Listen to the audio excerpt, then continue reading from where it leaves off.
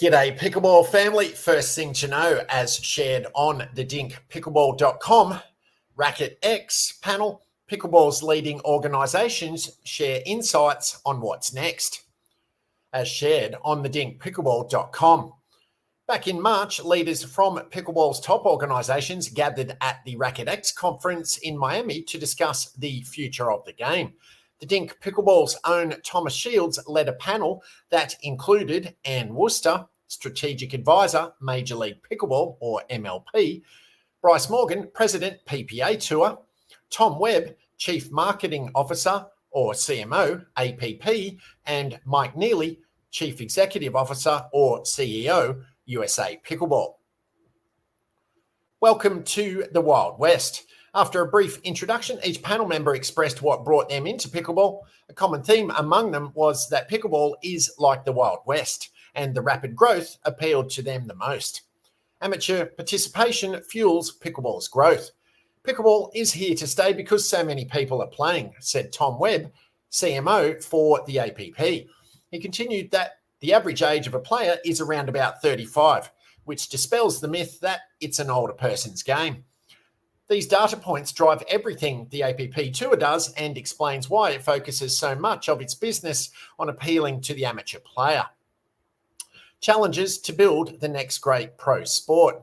Growing any sport has its challenges. Some well-established sports, like professional football or baseball, went through these growing pains years ago and are now considered the pinnacle among spectator sports. What challenges does professional pickleball face currently? And how do the powers that be overcome them? According to Bryce Morgan, president of the PPA Tour, the thing that has to happen is sponsorship happiness. The growth of pickleball internationally. When Tom Webb was on the PicklePod podcast back in February, he talked about how pickleball is growing internationally, saying, when America sneezes, the world catches a cold.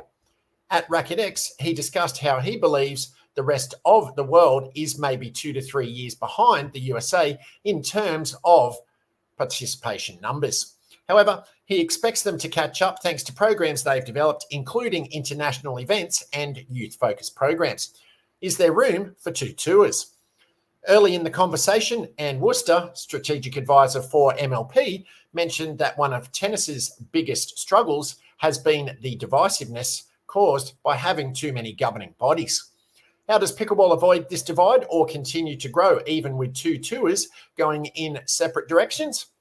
Of course, this was recorded in March, and little did we all know that the UPA holding company for both the PPA and MLP would announce their new governing body, the UPAA or UPAA, just a few months later in direct competition to the current United States national governing body, USA Pickleball.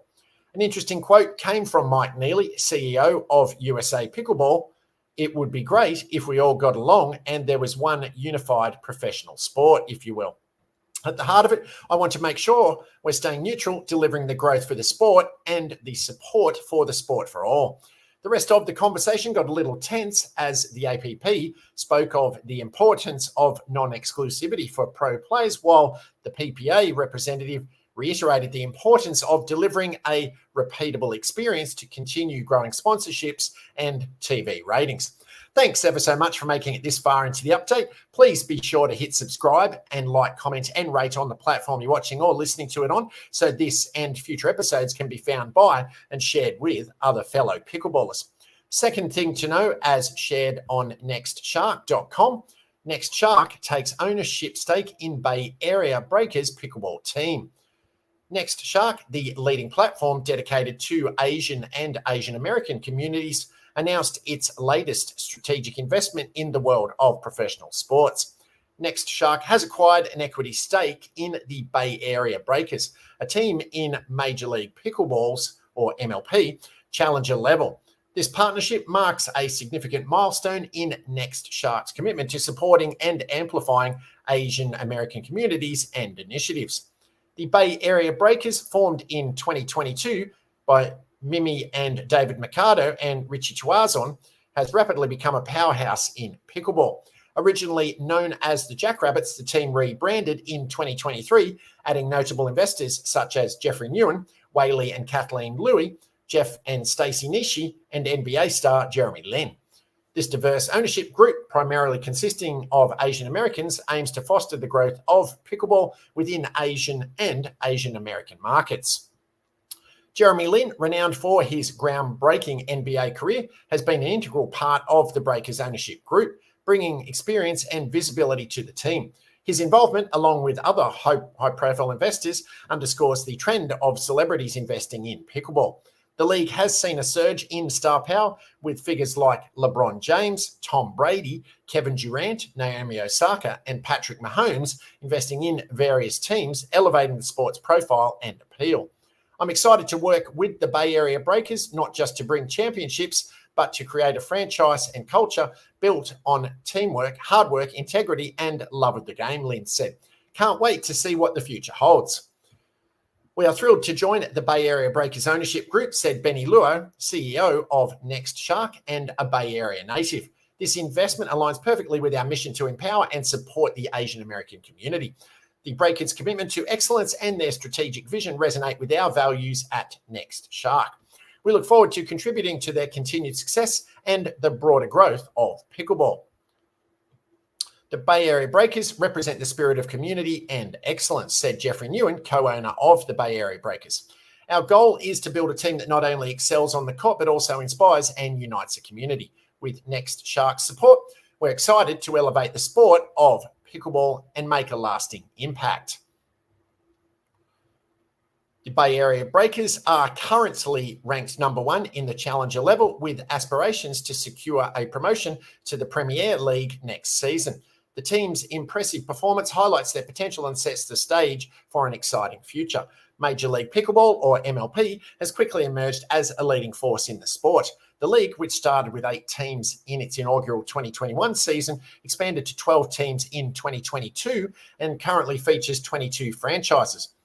According to the Sports and Fitness Industry Association, pickleball grew by 51.8% from 2022 to 2023, reaching 13.6 million players. While the Association of Pickleball Professionals, or APP, reports that 36.5 million Americans played pickleball at least once in 2022.